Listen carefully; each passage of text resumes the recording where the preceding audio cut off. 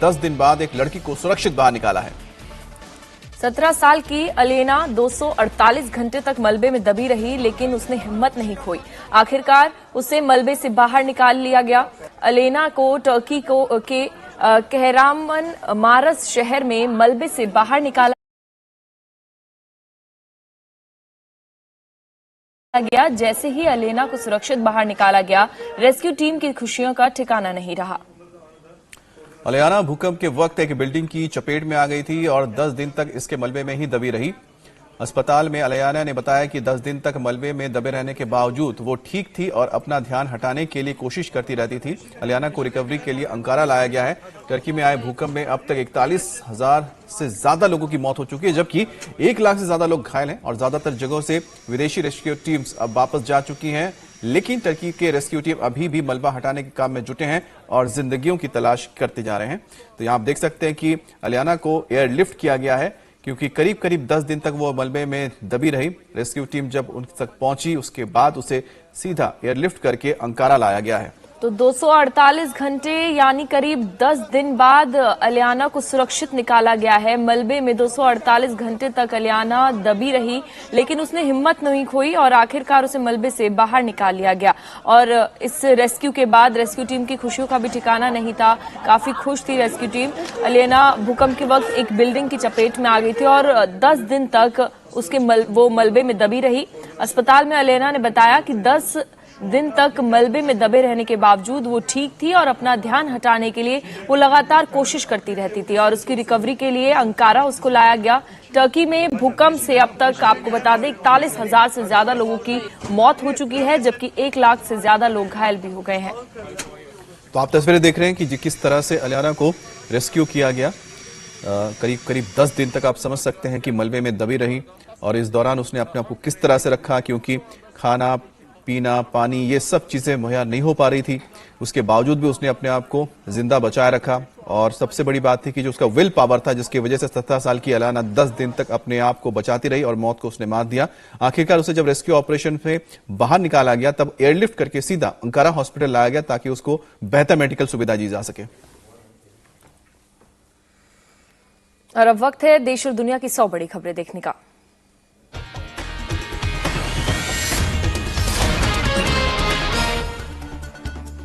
असम के जोरहाट में चौक बाजार में लगी भीषण आग, 100 से ज्यादा दुकानें खाक। कपड़े की एक दुकान में देर रात शॉर्ट सर्किट से लगी आग, देखते ही देखते पूरे बाजार को अपनी चपेट में ले लिया। फायर ब्रिगेड की 20 गाड़ियों ने कड़ी मशक्कत के बाद आग पर काबू पाया, किसी के हताहत होने की खबर नहीं। दिल्ली के हैदरपुर मेट्रो स्टेशन के पास बड़ा हादसा, अंडर कंस्ट्रक्शन मेट्रो पिलर की ग्रिल एक कार पर जा गिरी। कार में सवार 2 लोग बुरी तरह से घायल है, दोनों घायलों को पास के अस्पताल में भर्ती किया गया। ग्रिल गिरने से गाड़ी के सामने का हिस्सा पूरी तरह से डैमेज, क्रेन की मदद से कार को सड़क से हटाया गया। बीबीसी के दफ्तरों पर आयकर विभाग का सर्वे खत्म हुआ, 3 दिन तक चला। दिल्ली मुंबई के दफ्तरों पर सर्वे, मुंबई के दफ्तर से सर्वे के बाद आईटी की टीम निकली। बीबीसी इंडिया के कर्मचारियों की इनकम टैक्स की टीम से अपील, किसी भी डेटा को नष्ट न करें। क्रिकेटर पृथ्वी शॉ सेल्फी विवाद में मुंबई पुलिस का एक्शन, पृथ्वी शॉ से हाथापाई करने वाली लड़की सपना गिल गिरफ्तार। सपना गिल को आज कोर्ट में पेश करेगी ओशिवारा पुलिस। जानी मानी सोशल मीडिया इन्फ्लुएंसर है सपना। पृथ्वी शॉ के साथ सेल्फी लेने और वीडियो बनाने की कोशिश के बाद शुरू हुआ था विवाद, हाथापाई का वीडियो भी सामने आया। सपना के वकील ने पृथ्वी और उनके दोस्तों पर मारपीट का लगाया आरोप। पृथ्वी शॉ के दोस्तों का आरोप, सपना और उसके साथियों ने किया हमला। पुलिस कर रही है हाथापाई के बाकी आरोपियों की तलाश, जरूरत पड़ने पर पृथ्वी शॉ को भी पूछताछ के लिए बुलाया जा सकता है। हरियाणा के भिवानी में 2 युवकों को गाड़ी में जिंदा जलाने की घटना, राजस्थान के भरतपुर के रहने वाले थे दोनों युवक नासिर और जुनैद।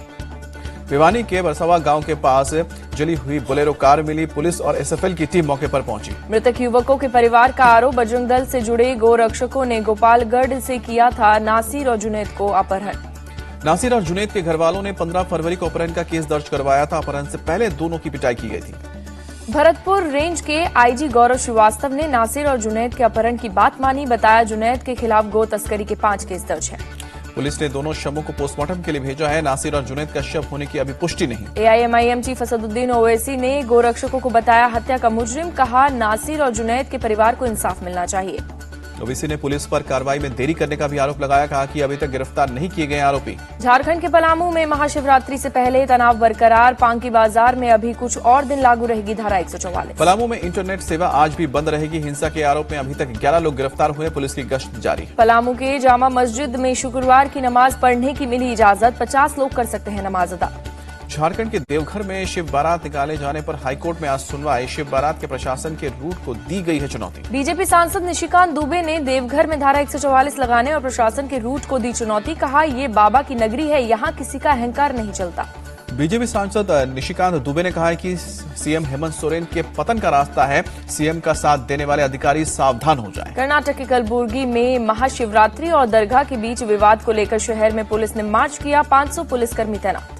महाराष्ट्र के राजनीतिक संकट पर सुप्रीम कोर्ट आज सुनाएगा फैसला। सुप्रीम कोर्ट ने 7 जजों की बेंच में मामला भेजने को लेकर गुरुवार को फैसला सुरक्षित रखा था। हिडनबर्ग मामले में आज सुनवाई करेगा सुप्रीम कोर्ट। कांग्रेस नेता जया ठाकुर ने अपनी याचिका में की है अडानी ग्रुप की कंपनियों के खिलाफ जांच की मांग। अडानी मामले को लेकर कांग्रेस की ओर से आज देश भर में होगी प्रेस कॉन्फ्रेंस। कांग्रेस के सीनियर नेता 23 जगहों पर प्रेस कॉन्फ्रेंस करेंगे। दिल्ली मेयर चुनाव मामले में आज सुप्रीम कोर्ट में होगी सुनवाई। पिछली सुनवाई में कोर्ट ने मनोनीत पार्षदों के वोट देने पर लगाई थी रोक। समाजवादी पार्टी ने रोली तिवारी मिश्रा और ऋचा सिंह को पार्टी से निकाला। स्वामी प्रसाद मौर्य के खिलाफ मोर्चा खोला था। सपा से निकाले जाने के बाद ऋचा सिंह ने साधा निशाना, कहा रामचरितमानस के खिलाफ स्वामी प्रसाद मौर्य की टिप्पणी बर्दाश्त के लायक नहीं। गृह मंत्री अमित शाह आज फिर मेघालय के चुनावी दंगल में ठोकेंगे ताल, 2 जनसभा को संबोधित करेंगे। गृह मंत्री अमित शाह का आज से 2 दिवसीय नागपुर दौरा, शनिवार को कई कार्यक्रमों में लेंगे हिस्सा। आरएसएस मुख्यालय भी जाएंगे अमित शाह। संघ प्रमुख मोहन भागवत आज बरेली दौरे पर रहेंगे, प्रचारकों के साथ बैठक करेंगे। 19 फरवरी को कुटुंब संवाद कार्यक्रम के तहत स्वयं सेवकों के परिवार से मिलेंगे। कर्नाटक में आज बजट होगा पेश, सीएम बसवराज बोम्बई विधानसभा में पेश करेंगे बजट। 14 मार्च से 6 अप्रैल तक चलेगा हिमाचल प्रदेश का बजट सत्र, सीएम सुक्खू ने दी जानकारी। राजस्थान के राज्यपाल ने सीएम गहलोत को पत्र लिखकर जताई नाराजगी, राजभवन को बिना जानकारी दिए नियुक्तियों पर उठाए सवाल। राजस्थान में आर पार के मूड में है पायलट खेमा, सचिन पायलट से मिले विधायक किरारी लाल बैरवा। 3 बागी नेताओं पर कार्रवाई न होने पर नाराजगी जताई। खिलाड़ी लाल बैरवा का बड़ा दावा, रायपुर अधिवेशन के बाद राजस्थान में होगा नेतृत्व परिवर्तन, हम चाहते हैं पायलट बने सीएम। विधायक वेद प्रकाश सोलंकी का बड़ा बयान, सरकार रिपीट करनी है तो सचिन पायलट को सीएम उम्मीदवार बनाएं। रायपुर अधिवेशन से पहले पायलट का शक्ति प्रदर्शन, 20 फरवरी को गंगानगर दौरे पर जाएंगे सचिन पायलट। देश के चुनाव जीतने में इजराइल की मदद लेते हैं पीएम मोदी। कांग्रेस का बीजेपी सरकार पर बड़ा आरोप, कहा कि लोकतंत्र को हाईजैक किया जा रहा है। विशेष अधिकार नोटिस पर राहुल गांधी ने स्पीकर को लिखित जवाब दिया। केसी वेणुगोपाल ने कहा उन्होंने संसद में सच बोला और उस पर कायम है। गुजरात के मुंद्रा में रामेश्वर मंदिर के महंत की हत्या, इरफान नाम के शख्स ने चाकू मारकर हत्या की। जूना बंदर रोड के एक चाय घर में महंत भीमपुरी गोस्वामी की इरफान से हुई कहासुनी, महंत के गले पर चाकू से वार कर इरफान हुआ फरार। अस्पताल ले जाते वक्त रास्ते में महंत की मौत, पुलिस आरोपी इरफान की तलाश में जुटी। निक्की यादव मर्डर केस में मुख्य आरोपी साहिल गहलोत से आज भी जारी रहेगी पूछताछ, क्राइम ब्रांच की रिमांड में साहिल।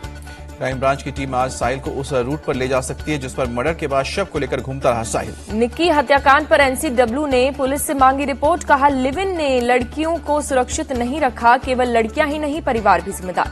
यूपी के कौशाम्बी में जबरन धर्मांतरण के दौरान लड़की की मौत, पुलिस ने आरोपी को पकड़कर जांच जारी की। यूपी के बांदा में बजरंग दल वीएचपी का हंगामा, छोटी मस्जिद के निर्माण कार्य पर रोक, निर्माण को बताया अवैध। बांदा के एसपी का बयान, वायरल वीडियो की जांच जारी, किसी भी सूरत में कानून व्यवस्था बिगड़ने नहीं देंगे। वडोदरा में सरकारी जमीन पर अवैध कब्जे पर चला बुलडोजर, 100 करोड़ की जमीन से कब्जा हटाया गया। पीडीपी चीफ महबूबा मुफ्ती का केंद्र पर आरोप, कहा कि गरीबों के घर तोड़ स्कूल अस्पताल में बदल रही है बीजेपी सरकार। हाल में हुए नक्सली हमले की एनआईए जांच होगी, राज्य के डीजी ने एजेंसी को लिखा खत, छत्तीसगढ़ के सीएम ने दी जानकारी। बरौली में तोड़फोड़ की कार्रवाई पर लगी रोक, दिल्ली हाईकोर्ट ने हलफनामा दाखिल करने के लिए डीजी को समय दिया। दिल्ली की अदालत ने एक्साइज पॉलिसी केस में 5 आरोपियों की जमानत याचिका खारिज की। सुकेश चंद्रशेखर को ईडी में मनी लॉन्ड्रिंग के एक और मामले में फिर गिरफ्तार किया गया, 9 दिन के रिमांड पर भेजा। बीएसएफ ने अमृतसर से हेरोइन के 2 पैकेट बरामद किए, इलाके की छानबीन जारी। पटना में 2 नाव में टक्कर, एक युवक लापता, नाव पर सवार 20 लोगों ने तैरकर जान बचाई। बोट हादसे के बाद सर्च ऑपरेशन जारी, मनेर के रहने वाले लापता युवक की तलाश जारी।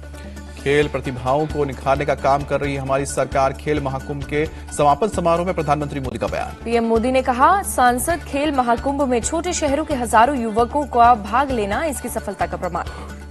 खेलो इंडिया और फिट इंडिया मूवमेंट में देश की ओर से खेल के प्रति नई जागरूकता पैदा की जा रही है, सीएम योगी का बयान। जल है तो कल है, पीएम मोदी ने कहा। इसके लिए सभी को मिलकर प्रयास करने की जरूरत। पीएम मोदी ने आदि महोत्सव का भी उद्घाटन किया। आदिवासी विकास का दिया मंत्र, कहा कि 5000 एकलव्य स्कूलों को दी गई है मंजूरी। कर्नाटक के मंत्री के टीपू सुल्तान और सिद्धारमैया कर दिए गए बयान पर उन्होंने कहा, हत्या करना बीजेपी की संस्कृति। कर्नाटक बीजेपी चीफ के टीपू सुल्तान वाले बयान पर ओवैसी का पलटवार, कहा कि मैं टीपू सुल्तान का नाम ले रहा हूं, देखता हूं कि आप क्या करते हैं। बेंगलुरु में चल रहे एरो इंडिया शो में गुरुवार में बड़ी संख्या में लोग पहुंचे। विमानों और हेलीकॉप्टर ने एक से बढ़कर एक करतब दिखाए।